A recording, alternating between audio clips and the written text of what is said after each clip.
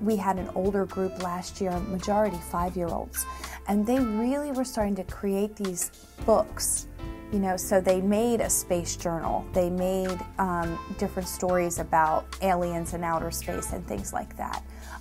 Right now we have a large spectrum, 5-year-olds and all the way down to young 3-year-olds, which they do create stories, but a 5-year-old will explain, you know, what's happening in a story and write a story to go along with a picture that they maybe drew or saw in a book.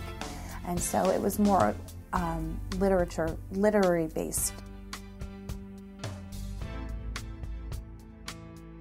Well, we take in all their ideas into a web, and oftentimes we'll say, what do you want to learn about? What do you want to know about?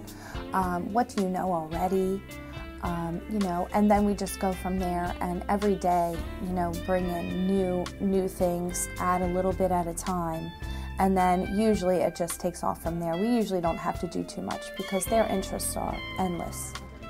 Blasting off into outer space, the obstacle course, you know, they really were creating spaceships and flying them around the room, you know, and those types of things. So really a physical group.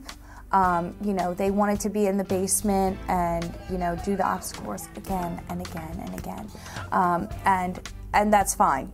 That physical need is something that we really need to fulfill.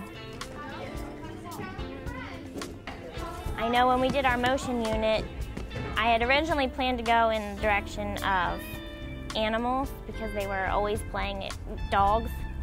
So I tried to bring some things in, add them to the environment to help with that, but it didn't work out the way I'd intended. So one day I was out here on the playground and just watching them do free play and noticing some of the things like taking trucks and running them down the slide, or hooking up the scooters to the back of the bikes and wheeling people around the playground, stuff like that. And I'm just like, oh, well, what if we do something with that? Because they're always doing that.